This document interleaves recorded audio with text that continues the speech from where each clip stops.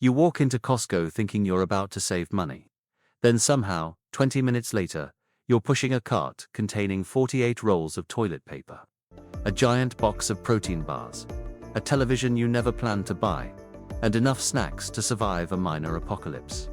The strange part is that Costco isn't necessarily tricking you. In many cases, the prices really are good. So why does a store built around saving money make people spend so much more? The obvious answer is simple. Costco sells things in bulk, but that explanation doesn't quite work. If bulk buying were the whole strategy, people would walk in, grab their essentials, and leave. Instead, Costco has built something much more interesting. It has created a shopping environment where saving money and spending more can happen at exactly the same time. And once you notice how the system works, that enormous warehouse starts looking less like a store and more like a carefully designed spending machine. The first clue is hiding in the way Costco changes your perception of price. A $6 item feels cheap. A $30 item feels significant. But Costco often puts the customer in front of a larger package where the price per unit looks attractive. Suddenly, buying 24 feels rational because each individual item appears cheaper. Your brain stops asking, "Do I need this?" and starts asking, "Am I getting a good deal?" That tiny shift matters because a bargain can justify a purchase that never would have happened at full price. Then there's the warehouse itself. Costco famously operates large stores with a relatively limited selection compared with traditional supermarkets. While merchandise can change frequently, that creates a peculiar experience. You don't always know exactly what you're going to find. Maybe there's a new kitchen appliance, maybe a jacket, maybe a seasonal food you've never seen before. You came for eggs, but suddenly you're investigating an air fryer, like you're preparing for a cooking competition you never entered. That unpredictability is important because Costco has turned shopping into a kind of treasure hunt. When customers believe an interesting deal might disappear, waiting becomes less attractive. You're not just buying a product, you're buying the opportunity to get it before the opportunity disappears. And this is where consumer psychology enters the picture. Scarcity and uncertainty can make ordinary products feel unusually valuable, especially when the price appears unusually attractive. But Costco has another advantage. You already paid to enter the game. Membership creates a psychological commitment. You've paid an annual fee for access to the warehouse, so every shopping trip creates another opportunity to convince yourself that the membership is worth it. The more value you believe you're getting, the easier it becomes to justify another visit. And the more often you visit, the more chances Costco gets to put something unexpected into your cart. Here's the strange contradiction. Costco wants you to believe you are disciplined with money. The warehouse doesn't need to make every product look luxurious. It can make the entire experience feel financially responsible. This is cheaper per unit. This is a better value. We'll use all of it eventually. Those thoughts sound like financial planning. But add enough of them together, and the total at checkout can become surprisingly large. That's the first major reveal. Costco's real trick isn't simply convincing you to buy expensive things. It's making additional purchases feel compatible with being a smart shopper. A customer who spends $200 on random impulse purchases at another retailer might feel guilty. A customer who spends $200 at Costco can feel like they just won a negotiation with capitalism. And that feeling is incredibly powerful because people don't evaluate every purchase independently. They evaluate the story they tell themselves about the purchase. Now go one level deeper. Costco's business model is built around membership economics. The company earns revenue from selling merchandise, but membership fees are a major part of its business model and have historically generated a very high portion of operating income that changes the relationship between the retailer and the customer. Costco isn't simply trying to maximize the margin on every individual item.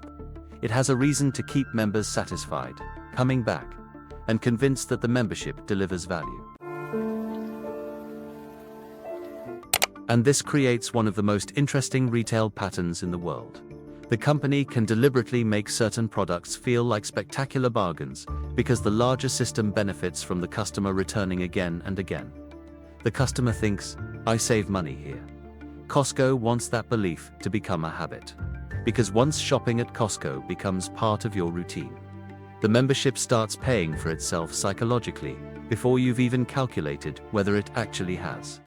But Costco doesn't always need to create urgency with flashing signs or aggressive salespeople. Sometimes the product itself does the job. Take Kirkland Signature, Costco's private label brand.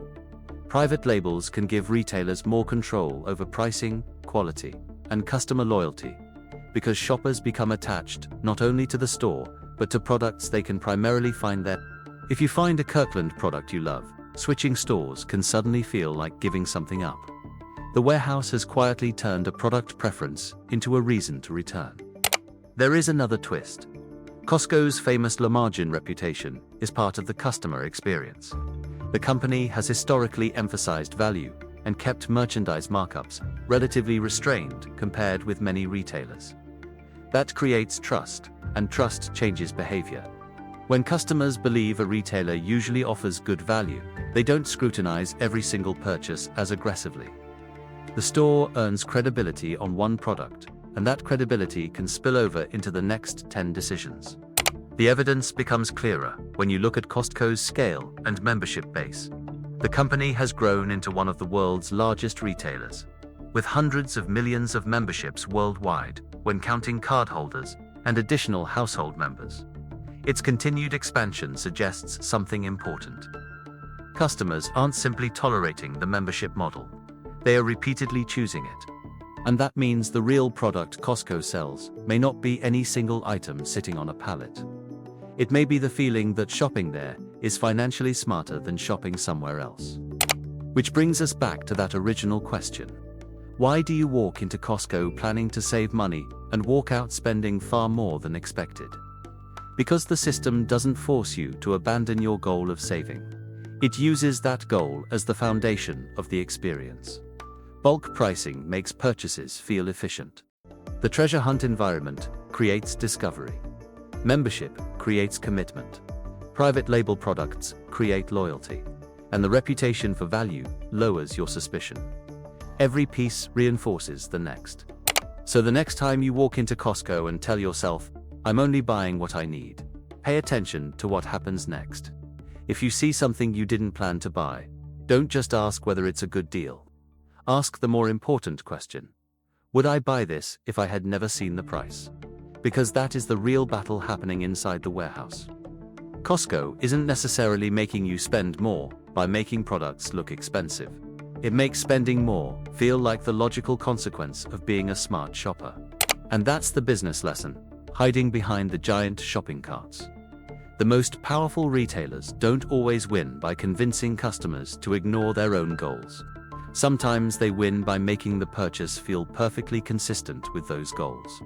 Costco doesn't have to say, "Spend more." It can simply create an environment where spending $300 feels like evidence that you saved $100. If you like stories that decode the hidden strategies behind everyday businesses, follow Business Decoded for more. The fascinating part is that Costco doesn't need to change what you want. It changes the context in which you make the decision. You still want to save money. You still want value. You still believe you're being rational. The warehouse simply gives those instincts a new direction. And maybe that's the deeper lesson of retail. Sometimes the most successful business strategy isn't convincing people to want more. It's convincing them that buying more is exactly what a smart customer would do.